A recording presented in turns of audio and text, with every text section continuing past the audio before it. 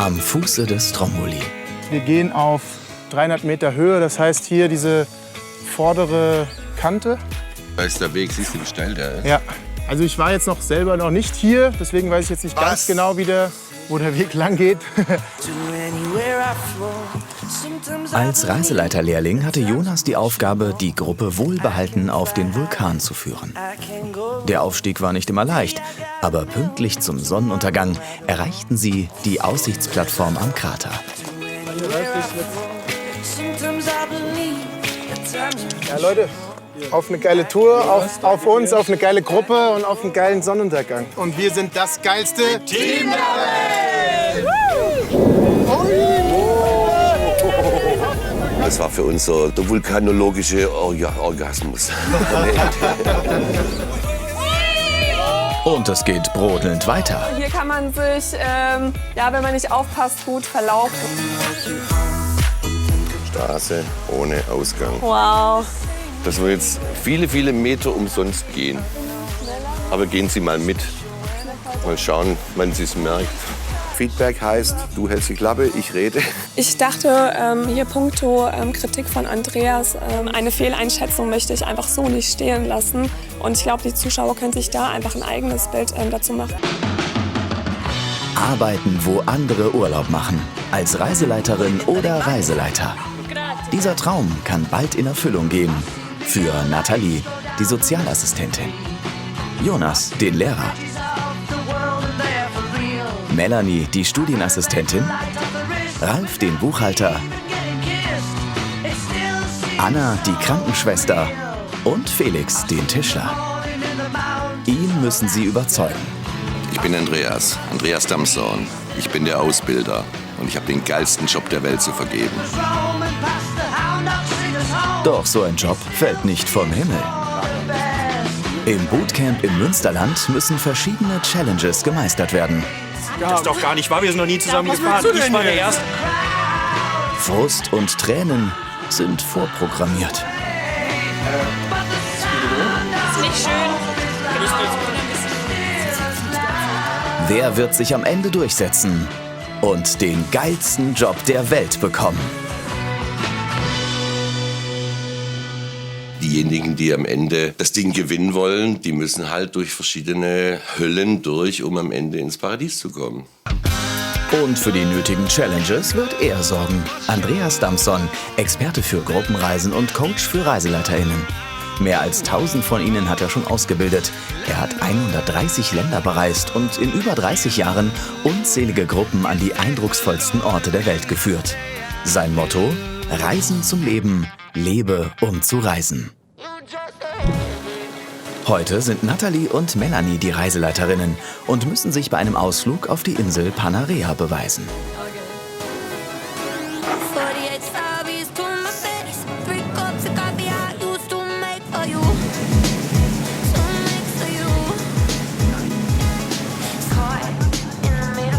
Weil Nathalie am Anfang der Reise krank war, ist der Tag heute ihre einzige Chance, von sich zu überzeugen. Wie gut hat sie sich vorbereitet? Und hat sie wirklich das Zeug zur Reiseleiterin? Can I take the phone? Yeah, yes. And it works, right? Also, mein Name ist Nathalie Klemm. Ich bin 27 Jahre alt. Ich habe als Check-in-Service-Agent für die Lufthansa gearbeitet. Und es hat unfassbar viel Spaß gemacht. Hat wirklich sehr viel Spaß gemacht. Meine sehr verehrten Damen und Herren, ich heiße Sie sehr herzlich willkommen zum Boot von Dario Constanzo. Wir befinden uns aktuell auf der Überfahrt von Stromboli nach Panarea. Wir machen sobald einen Stopp in Basiluzzo. Wir werden Basiluzzo in 40 Minuten erreichen. Wenn Sie da noch weitere Informationen erhalten möchten, die werden Sie garantiert bekommen. Aber da warten Sie noch einen Moment. Bevor wir ankommen, kommen noch weitere Informationen. Vielen Dank. Genießen Sie die Fahrt. Hey, das war cool, Nathalie. Super. Thank you very much. Thanks. Grazie.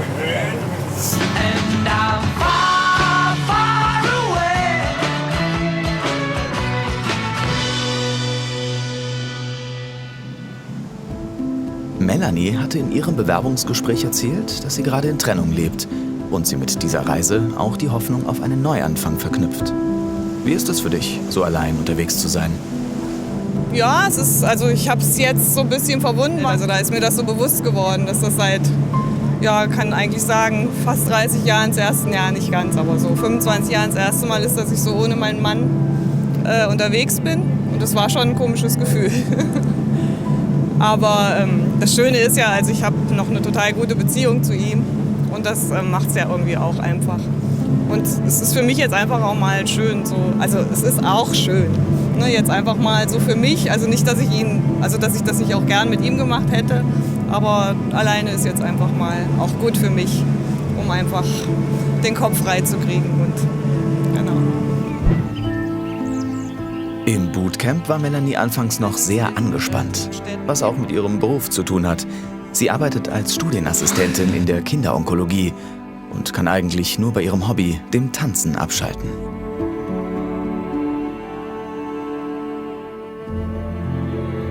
Dieser Job, den ich mache, der ist sehr, sehr anspruchsvoll, weil ich diese ganze Verantwortung für das irgendwie so habe, also fast manchmal gefühlt alleine und es ist unheimlich viel einfach und ich weiß, dass das schon auch gesehen wird, aber es wird eben nicht entsprechend honoriert und ich stecke da so viel Energie rein, dass ich abends merke, ich bin wirklich fix und foxy. Und dann denke ich mir, ich kann auch irgendwas machen, was mir richtig Spaß macht, was Leidenschaft ist und hätte vielleicht auch nur das Geld und würde dann über die Runden kommen. Ich bin schon so ein Typ, der ziemlich Existenzängste hatte, tatsächlich.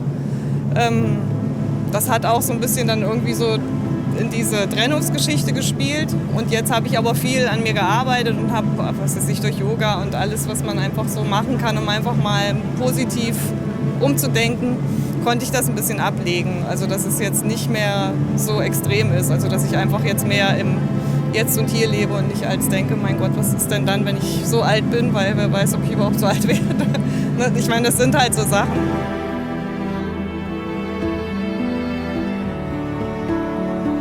Feigenkaktusbaum. Also ist es ein Kaktus oder ein Baum?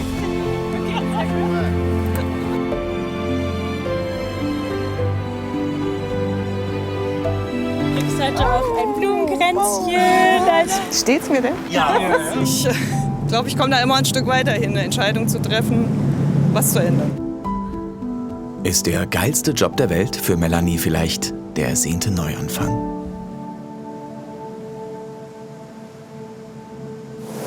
Nathalie nimmt ihre Aufgabe als Reiseleiterin sehr ernst. Hallo. Auch so weiter. Ja, um die 20 Minuten, Viertelstunde noch ungefähr. Reich für ein kleines Nickerchen. Genießt die Sonne. Danke. Bis dann. Nathalie, Ja, wie fühlst du dich? ich freue mich. Also ich freue mich einfach mal die Möglichkeit zu bekommen, mal die Gruppe zu leiten. Und ja genau, ich habe halt noch einiges nachzuholen. Mein Motto kennst du ja, egal was passiert, du musst cool bleiben. Ganz easy. Yeah, Nathalie, genau so. Also ihr Lieben, alle mal cool bleiben. Super, danke. Und das heißt jetzt zunächst einfach die Bootsfahrt genießen.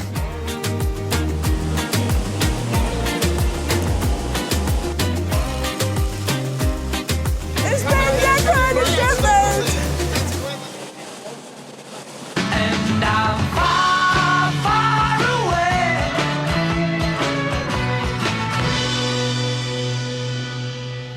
Gute Idee, Nathalie. Infos vom Kapitän einholen. It's looking the house here, the top, the rock. Ja, aus hier. Yes, the house, the primitive. Ah, there is a house over Yes. there. Ja. Hier, das soll jetzt anscheinend so ein ganz besonderer Rock sein, aber ich habe jetzt nicht verstanden, was er genau damit meinte. Queste sono le vecchie colonne del Porto Romano. Un porto romano? Sì, semi-affondato perché Panarea era l'isola più grande, Ah, ok, poi ok. collassata all'interno. Ora ti faccio vedere anche una casa sopra. Das Sono le colonne. Das sind Säulen von einem ehemaligen römischen Hafen. Die Insel war vorher größer und die ist natürlich vom Meer zerfressen worden und abgetragen. Und dann ist ein Stück wahrscheinlich auch versunken. So. Okay, so ein Hafen versunken, also Römische Häme. Säulen. Ne? Ich würde jetzt mal gleich eine Ansage machen. Ja? Ich sage euch gleich Bescheid. So, meine Lieben, ich mache jetzt mal, wie versprochen, ein paar Informationen, die ich gerne weitergeben möchte. Also vor uns befinden wir uns in Basiluzzo, von dem ich so viel geredet habe. Wir haben jetzt hier gehalten, das sind die Säulen vom alten, also von der römischen Zeit. Und da gab es damals einen Hafen, also das ist alles jetzt unter dem Wasser.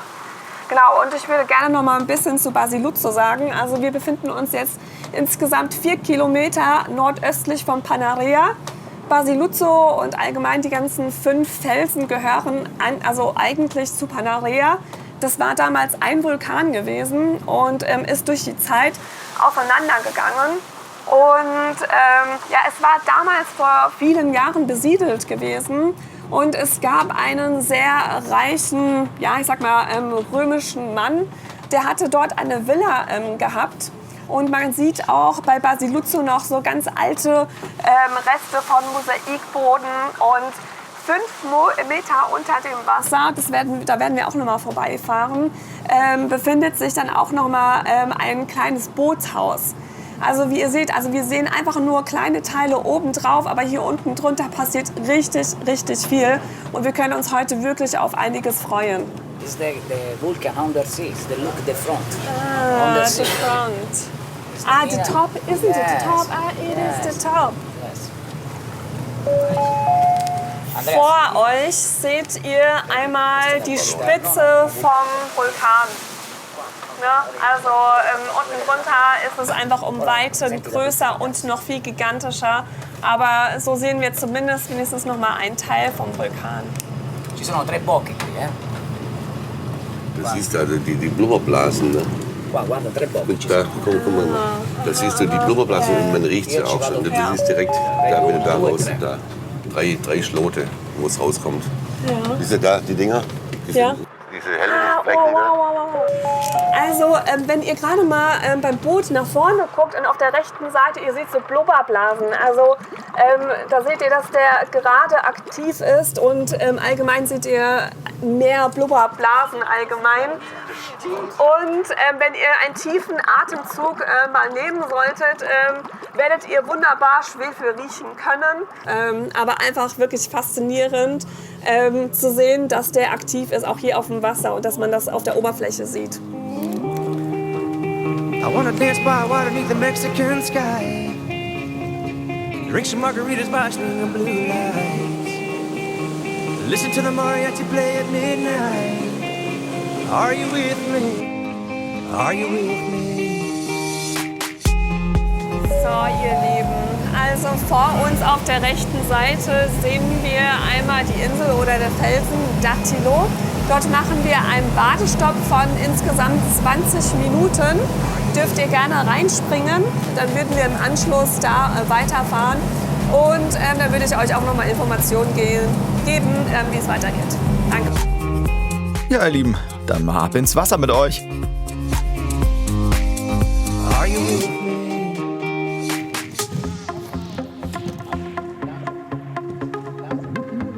Geilster Job! Listen to the mariachi play at midnight. Are you with me? Auf geht's her! Are you with me? I wanna dance by water beneath the Mexican sky. Drink some margaritas by swinging blue lights. Listen to the mariachi play at midnight. Are you with me? Are you with me?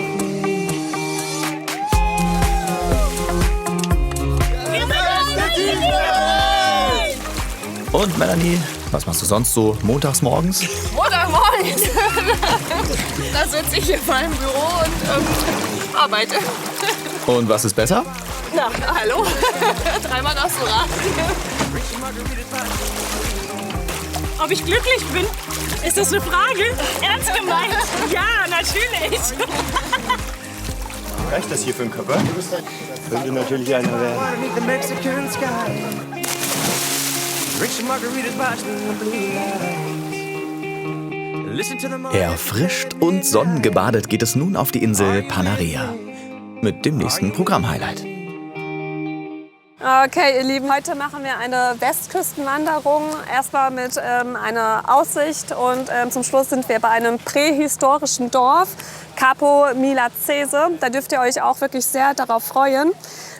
Wir befinden uns, also wir sind jetzt hier einmal mit dem Boot hier rüber gefahren an diesen Ort und würden einmal runterlaufen an der Westküste zu Capo Milazese. Frage ehrlich, was ist denn eine Westküstenwanderung? Ich fand den Begriff so witzig. Erstens mal sind wir an der Ostküste vorbeigelaufen. Und dann, weiß ich nicht, so, wir machen jetzt eine Westküstenwanderung. Mir kommt es so ein bisschen vor, als würdest du das so als Begriff so verstehen. Es ist eine Wanderung. Und wohin die geht, in dem Fall war es die Ostküste. Das hat mich so ein bisschen irritiert. Und schon wieder massive Kritik von Andreas. Ist Nathalie wirklich die Richtige für den Job? Die fand ich Power. Genau. Und jetzt, ich würde auch mal die Chance ein bisschen ergreifen, wo wir jetzt hier in Panarea sind, nur ganz kurz mal was dazu zu sagen. Panarea wird auch die Millionärsinsel genannt, also haben wir ja schon des Öfteren mal mitbekommen. Es haben viele Millionäre hier gelebt. Und dann kam leider die Wirtschaftskrise und selbst die Wirtschaftskrise hat diese Millionäre irgendwann eingeholt. Und man sagt hier von diesem Ort, dass es mondän wäre.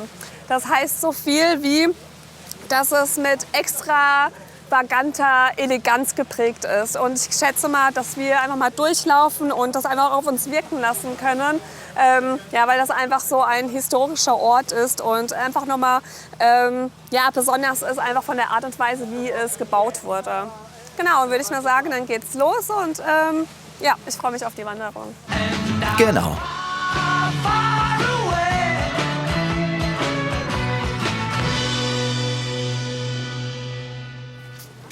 Wird Nathalie mit ihrer Führung auf Panarea Ausbilder Andreas doch noch überzeugen können? Also wie ihr merkt, wir laufen heute wirklich entspannt. Ne? Also Ja, von wegen entspannt. Schon gehen die Diskussionen los. Also ich würde, glaube ich, lieber hier hin. Also, Ich würde auch lieber hier hin. Ja, ja.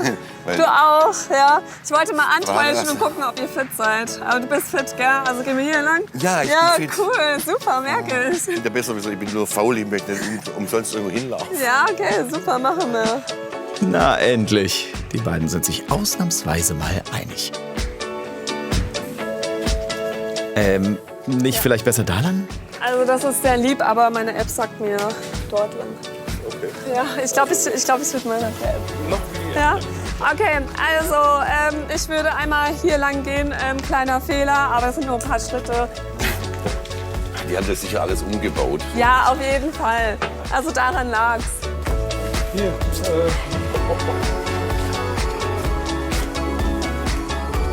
Also fällt euch wahrscheinlich auf, es ist alles sehr verwinkelt und sehr eng. Also hier kann man sich, ja, wenn man nicht aufpasst, gut verlaufen. Habt ihr ja bestimmt auch ein bisschen mitbekommen. Ja. nicht aufpassen.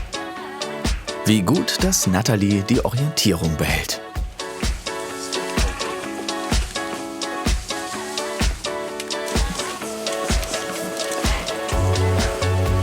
Oh, warte mal. Ein Hinweis. Straße ohne Ausgang. Wow. Dass wir jetzt viele, viele Meter umsonst gehen. Aber gehen Sie mal mit. Mal schauen, wann Sie es merkt. Okay. Was ist denn jetzt? Okay, also kleine Ansage. Ja, hier geht es leider nicht weiter. Also es war damals offen gewesen und es war ein ganz süßer Gang hier durch gewesen, direkt an der Küste. Das wurde jetzt gesperrt und ja, wir müssten jetzt einfach mal gucken, dass wir eine Alternativroute finden. Genau, tut mir leid, aber das sind so Sachen, die kann man nicht vorhersehen. Also war damals nicht so gewesen. Genau. Ich würde einmal vorgehen und genau, dann gehen wir einen anderen Weg. Wurde leider privatisiert. Sie vertraut dann, glaube ich, ein bisschen zu sehr auf ihr Handy und hin und wieder sollte man dann doch den Schildern, die da dranhängen, das weiß das Handy halt nicht, dann doch vertrauen, wenn die Schilder dann da sind.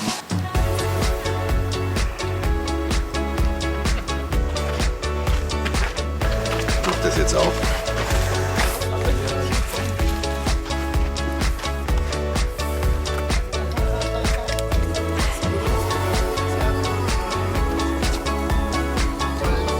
Läuft gerade nicht so gut, oder? Woran liegt es, Nathalie? Ach ja, also was soll man denn machen? Also wenn man sich auf die Technik nicht verlassen kann, das sind so Sachen, also da muss man ja darauf bereitgestellt sein. Also das passiert mal. Also das Coole ist ja, dass einfach alle Verständnis haben.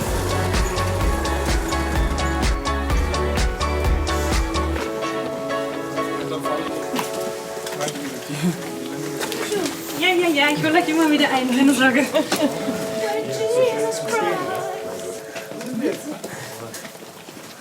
Ich habe jetzt meinen Fokus heute eher auf die Historie gelegt. Ja, genau. Also, wie ihr seht, eine Kirche hier in Panarea. Wundervoll.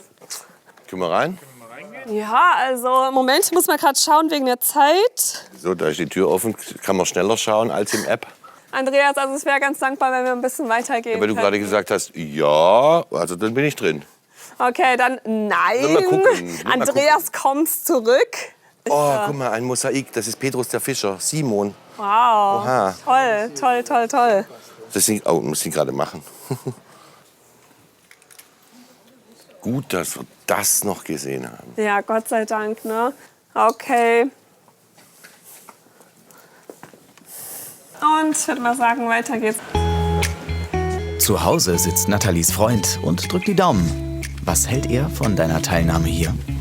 Er ist richtig stolz auf mich. Der hat mir auch geschrieben und hat gesagt, hier, ich soll mir nicht so Stress machen. Und er glaubt an mich und er weiß, dass ich das rocke. Also der hat schon von Anfang an mich geglaubt. Ne? Das ist, wenn man selbst noch mal Zweifel hat, also er ist dann so einer, der ermutigt und sagt, hey, brauchst du überhaupt keine Zweifel haben. Also du machst das, du rockst das, du kannst das. Und auch so meine Freunde, also die stehen alle hinter mir und das ist so cool. Ne? Ja, und ich bin auch einfach stolz, einen Freund zu haben, der einfach mich unterstützt und einfach hinter allem so steht. Also der ist einfach ein Schatz. Ja. Schön. In der Liebe läuft's bei dir ja richtig gut, Nathalie. So, wir bleiben jetzt hier einmal stehen. Hier ist ein schattiges Plätzchen. Ihr dürft gerne auch noch mal was trinken, wenn ihr möchtet. Ich würde nämlich gerne jetzt mal die Chance ergreifen und euch ein bisschen die Tierwelt näher bringen. Aber trinkt gerne erst einmal. Ja, ihr dürft euch gerne hinsetzen, fühlt euch frei.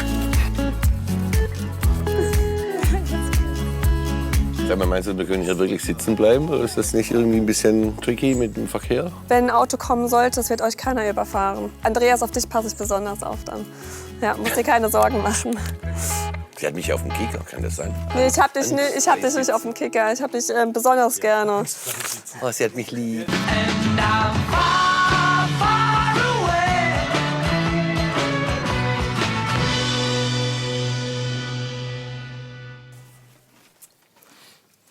Okay, mein Thema lautet, was auf oder bei den Inseln kreucht und fleucht. Also heute geht es um Insekten, um Säugetiere, es geht um Amphibien, es geht um Fische und um Vögel.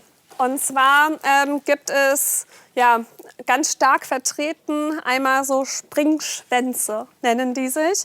Also ich finde, also die sind so ein bisschen rund und haben ganz viele Füße.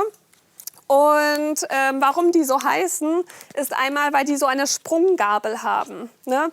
Und wenn die Gefahr lauern, sind diese Springschwänze, springen ein paar Zentimeter nach oben, aber nicht nur irgendwie so einen Sprung, sondern machen Saltos währenddessen, um sich zu schützen. Also ich fand das einfach mal interessant, also dass Tiere an sich, jeder so seine Art und Weise hat, um sich zu schützen. Und diese Springschwänze, die es hier auf dieser Insel gibt, heißen folgende: Kolemboli oribatidae. Also, ihr habt auf jeden Fall schon einmal gehört, es ist herausfordernd, es auszusprechen, aber es ist eine endemische Art. Weiß jemand, was endemisch heißt? Ja. Nur in dem Gebiet vorkommend. Genau. Ja, also die meisten Tiere hier auf der Insel wurden von Menschen rübergebracht. Das ist eine Information, die man wissen sollte. Man sieht hier einige Schafe, man sieht Rinder hier. Wildkaninchen wurden hier durch die Jahre rübergebracht. Schwarze Ratten haben wir hier auch einmal. Und die gute Haselmaus. C'est Nathalie. Il avait un joli nom, Die Haselmaus. Die war ja auch Thema im Gespräch mit HR3-Moderatorin Kate Menzig bei der Abreise in Frankfurt. So, Nathalie, jetzt hast du ja echt geile Themen auf den Liparischen Inseln. Genau. Erzähl mal, was erwartet uns da? Oh, also es erwartet euch sehr viel. Also ich habe mich sehr reingelesen. Ich habe sogar, ja, weil es auf deutschen Seiten nicht so viele Sachen gab dazu, bin ich auf italienische Seiten gegangen. Ne? Und habe von 5 verschiedenen Seiten alles übersetzen lassen auf Deutsch und habe einfach viele Informationen rauskriegen können. Und ich glaube, es können sich alle freuen auf so einzigartige Tiere, die es einfach nur auf dieser Insel gibt. Was zum Beispiel? Zum Beispiel die Feldmaus. Ne? Also die gibt's Feldmaus? Nur, ja. Gibt's hier doch auch, oder nicht? Oder was war das noch mal gewesen? Die Haselmaus, ach, genau. Die Hasel. Genau, und die gibt es nur auf den Liparischen Inseln. Ja. Kleiner Fehler gewesen. Ah, Feldmaus, Haselmaus. Genau. Wow. Alles dasselbe, meine Güte. Was sollen wir dazu sagen? Die Haselmaus hat so ganz große Glubschaugen. Und es gibt den Siebenschläfer hier auf dieser Insel. Und wo die am meisten lauern, ist tatsächlich in den Kastanienbäumen. Genau, ansonsten haben wir noch Amphibien. Ja, das sind Landwirbeltiere. Wisst ihr, was Amphibien sind allgemein? Habt ihr das schon mal gehört? Die können sich nur im Wasser fortpflanzen. Also ist jetzt nicht zwingend notwendig. Oh, ein Auto. Könnt ihr bitte einmal zur Seite gehen, vor allem Andreas? Wir lassen gerade mal das Auto durch. Entschuldigung.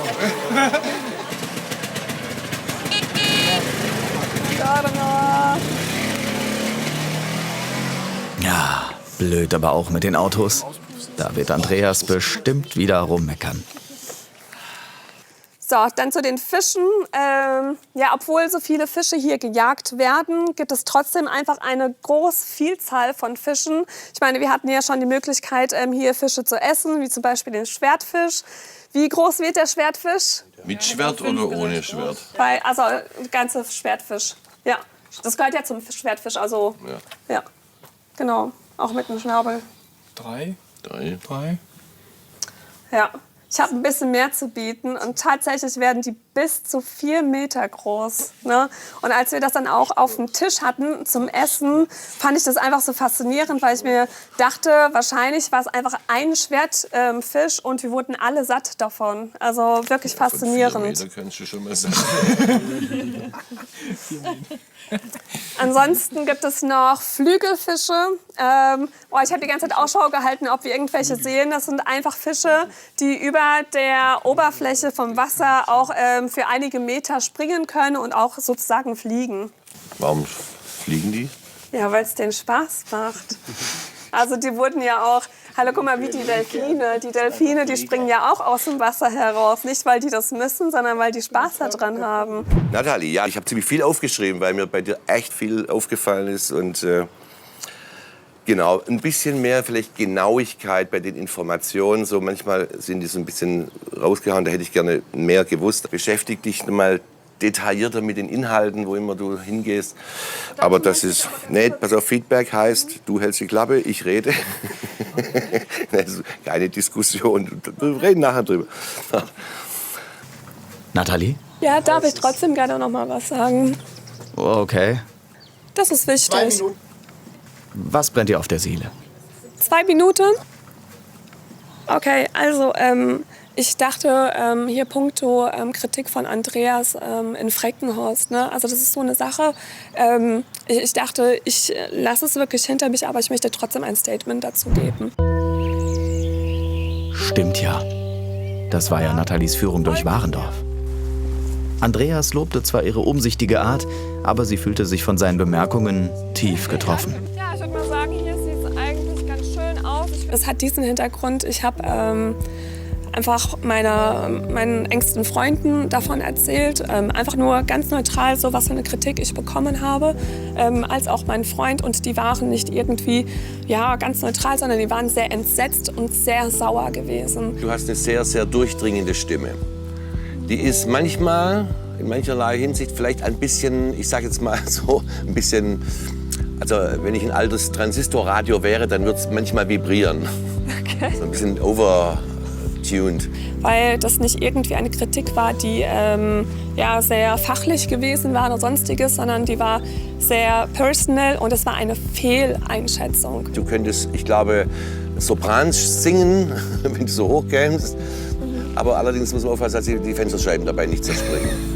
Eine Fehleinschätzung möchte ich einfach so nicht stehen lassen. Und ich glaube, die Zuschauer können sich da einfach ein eigenes Bild dazu machen. Ja, also wie man sich halt fühlt, wenn man so viel Kritik bekommt. Ne? Das geht schon nah.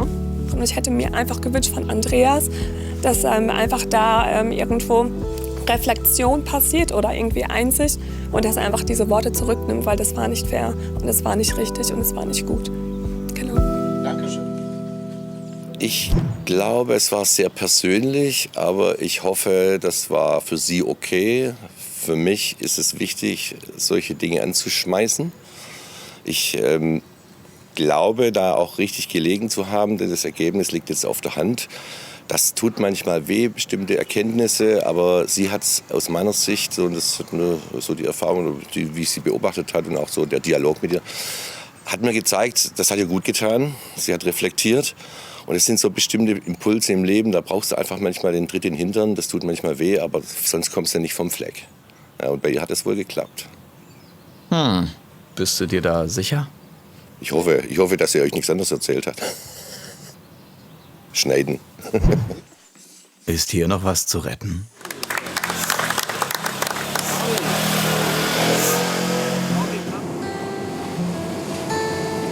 Just imagine people laughing. I know someday we will. And even if it's far away, get me through another day. Cover me in sunshine, shower me with good times. Tell me that the world's been spinning since the beginning, and everything will be alright. Cover me in sunshine. Weiter geht's mit Melanie. Far, far away. Ihre Aufgabe ist keine leichte Sache. Ob ihr das gelingen wird? Ja, ich möchte euch hier an dieser Stelle mal etwas erzählen über die Volkskunde, Tradition und die Kultur der Liparischen Inseln. Die Liparischen Inseln wurden im 5. Jahrtausend vor Christus, also seitdem sind sie bewohnt und wurden von Sizilien aus besiedelt. Die in den laufenden Jahren, also die Zuwanderung verschiedener Völker hat das Leben und den Handel auf den Inseln natürlich sehr, sehr geprägt. Und in den laufenden Jahrtausenden hat sich der Bergbau auf den Inseln sehr stark entwickelt oder spielte halt eine riesengroße Rolle für die Inseln. Und zwar, ich nenne einfach mal die zwei großen Abbauprodukte. Das ist das Vulkangestein Obsidian. Das ist ein Glas-Vulkangestein, dunkles Gestein, aus dem Schneidematerial hergestellt wurde. Und der Bimsstein, aus dem hat man Baumaterial und Schleifmittel hergestellt. Genau, alte Geschichten erzählen zum Beispiel auch von der Tradition des Korbflechtens. Und zwar ist das älteste und weit verbreitetste Handwerk der Welt sogar. Und das Schöne ist ja, dass es heute zum Beispiel so ist, weil wir ja vom Plastik weg wollen, ne? Dass vielleicht der ein oder andere auch mal wieder so einen Korb aus dem Keller holt. Wir haben vielleicht noch welche im Keller. Oder man kauft sie vielleicht wieder neu. Also das finde ich irgendwie ganz spannend. Ich hab das nicht. Ach komm, guck mal in deinem Keller. Ja, das ist ihr Ding. Ne? Sie ist ja sowieso eine ganz sanfte, achtsame Person. Wirklich so, ich sag mal, gechillt. Und es gibt diese Führungsstile, den kann sie. Es fehlten halt beim ersten Mal so diese markanten Punkte, wo man trotzdem das Gefühl hatte, man wird geführt. Beim zweiten Mal hat das schon viel, viel besser geklappt. Das kann sie so zelebrieren. Sie muss natürlich das beibehalten. Aber dann wird aus diesem Magic Woman tatsächlich eine super Reisleiterin für die ruhigen Reisen. Ja, es sind nicht so die Powerplayer, das ist sie nicht, das kann sie, muss sie nicht. Ja, das ist authentisch ist sie und das kann so klappen. Genau, aber es gibt nicht nur, also man findet die Kultur natürlich nicht nur in irgendwie Gebäuden wieder oder in so Städten zum Beispiel, sondern was halt auf den Inseln auch, also es ist wirklich ein Feiervolk, also die feiern total gerne. Also natürlich auch viel kirchliche Sachen, ne? Also das nächste Passionsfeste sind natürlich ganz, ganz hoch im Kurs, wie zum Beispiel für den St. Bartholomä. Da gibt es ja, glaube ich, 3 Feste sogar im Jahr, ne? Also so Umzüge. Dann gibt es das Festa del Fuoco auf Stromboli. Das ist das Fest zur Wiederbelebung der alten Straßenkunst. Das finde ich halt auch interessant. Dann natürlich das Sagra del Capero, also das Kapernfest auf Salina. Das muss auch ganz toll sein, wenn man das so liest. Also da wird gegessen und getanzt und getrunken. Also das machen die, glaube ich, wirklich sehr, sehr viel. Das ist Filicudi, finde ich auch interessant. Das Festa del Mar, das wird gefeiert für den Aeolus, den Windgott. Und da fahren die tatsächlich mit Booten raus. Also man muss sich dann vorstellen, die Boote sind beleuchtet, fahren dann raus und die fahren dann zu dieser Grotte Bu. Und das, finde ich, klingt auch sehr schön. Also ihr seht, es gibt super viele Feste hier auf den Liparischen Inseln. Leider nicht im Oktober. Ich hätte euch gerne auf ein Fest entführt, aber Oktober ist leider tote Hose. Aber ich denke, wir werden trotzdem einen schönen Abend haben. Ich bedanke mich fürs Zuhören und weiter geht's. Ich habe ja auch viel gelernt nochmal, ne? Also man hat ja tatsächlich in dem Unterricht von Andreas viel gelernt. Also da habe ich unheimlich viel mitgenommen. Und das holt man sich ja immer wieder so ein bisschen in den Kopf und weiß, guck mal, da musst du drauf achten und da und da und da. Was man natürlich vorher nicht wusste, das hat man ja auch mehr so aus Gefühl gemacht. Und klar, also und ich bin da in jedem Fall gewachsen. Ich habe unheimlich viel mitgenommen jetzt aus dieser Zeit. Also gar keine Frage. Es wird wahrscheinlich auch noch mehr sein, wenn ich dann zu Hause bin und rückblickend noch mal an alles denke. Dann wird da auch noch mal mehr kommen, was es vielleicht aus mir gemacht hat.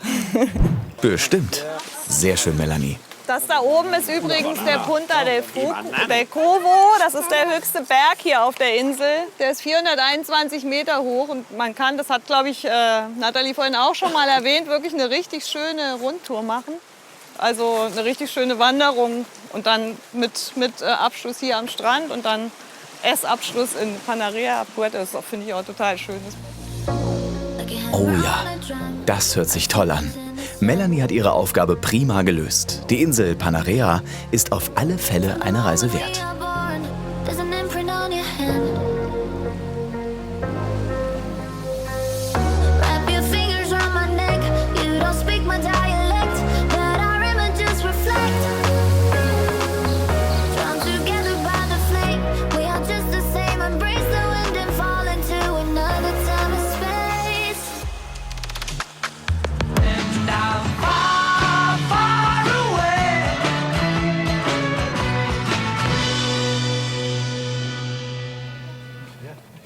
Jetzt fehlt nur noch Nathalies zweiter Vortrag. Ob sie dieses Mal mit der Location mehr Glück hat? Und wird sie es endlich schaffen, Andreas von ihren Fähigkeiten zu überzeugen? So, ihr Lieben, ich würde euch gerne heute ein bisschen was über die Mafia Siziliens erzählen. Und das ist so mein persönliches Highlight. Also darüber freue ich mich wirklich, euch zu erzählen. Also ich fand es einfach, ich habe wirklich sehr viel recherchiert darüber und es hat mich selber sehr fasziniert und interessiert. Und ja, ich denke mal, wenn ich so ein paar Fakten raushaue, wird es euch auch überraschen und es wird auf jeden Fall, schätze ich mal, viel Neues für euch geben. Ich konnte mich endlich mal beweisen, weißt du, weil ich denke, dass man immer so stark Vorurteile hat. Also klar, ich bin so ein Sinnbild für Vorurteile, ne? Also dadurch, ich bin ein Blondchen, ich kleide mich gerne, ich bin auch gerne sportlich, dann auch mal so, ne? Aber ich möchte einfach damit zeigen, dass man keine Vorurteile haben soll. Also einfach mal hinter die Fassade schauen und gucken, wer ist dieser Mensch. Genau, das war mir auch wichtig. Also die Ursprünge der allgemeinen Mafia findet sich in Italien, also um genauer zu sein in Sizilien. Und dort hat sich vor ganz, ganz vielen Jahren, 18. Jahrhundert, eine Mafia aufgetan, die Cosa Nostra. Schon mal gehört? Ja, umso besser. Interessant, ist super. Und Cosa Nostra ist natürlich italienisch und heißt so viel wie unsere Sache. Also die Mafia möchte nicht, dass sich Leute von außerhalb irgendwo einmischen, weil es ist ihre Sache, das ist ihr Ding. Also die sind da voll drin. Also eine Mafia ist eine Verbrecherorganisation und ja, haben halt verschiedene Einnahmequellen. Was denkt ihr, wodurch die Mafia, sagen wir mal, Geld verdient? Schutzgeld, ja. Ja, Schutzgelderpressung. Genau. Ansonsten hätte ich noch Waffenschmuggel.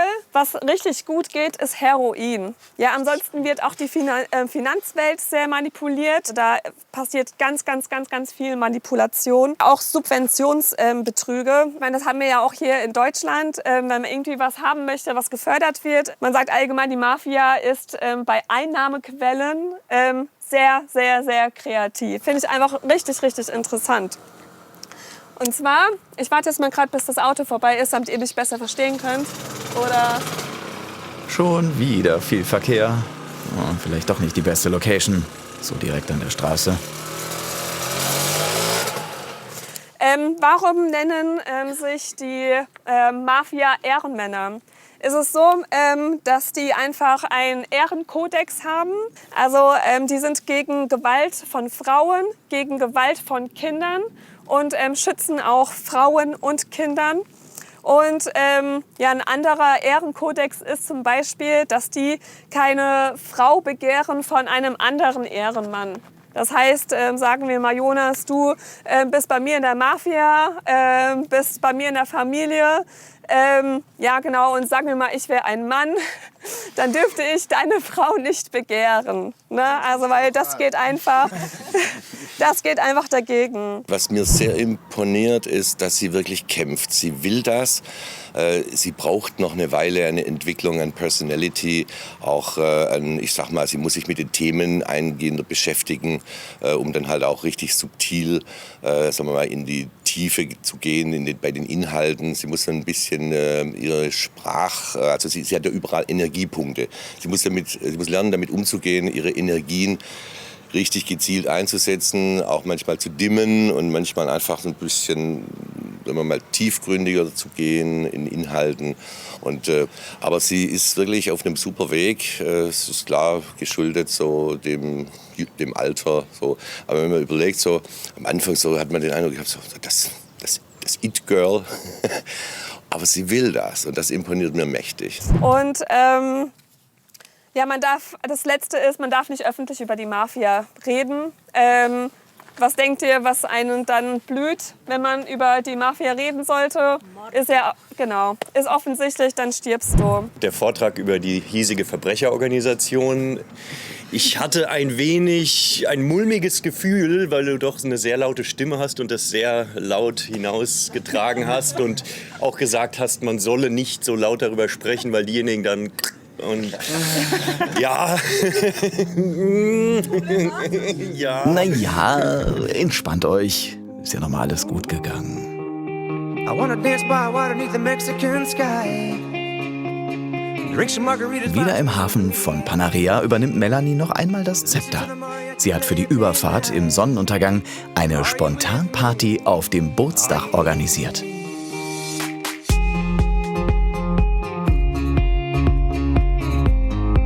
Was für ein Level du mittlerweile erreicht hast.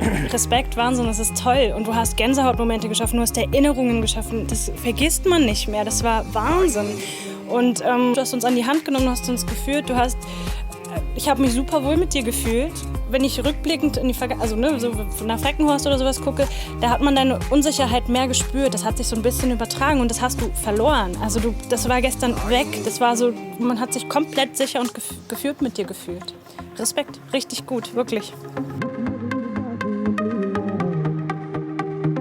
Listen to the mariachi play at midnight. Are you with me? Are you with me? I wanna dance by water beneath the Mexican sky. Drink some margaritas by swinging blue lights. Listen to the mariachi play at midnight. Seit gestern bist du für mich die Mrs. Emotion. Und so geht es beim nächsten Mal weiter. Das große Finale auf Lipari steht an. Wer bekommt den geilsten Job der Welt? Die Stunde der Wahrheit ist gekommen. Ihr wisst, es kann nur eine oder einen geben. Für wen wird sich Andreas am Ende entscheiden?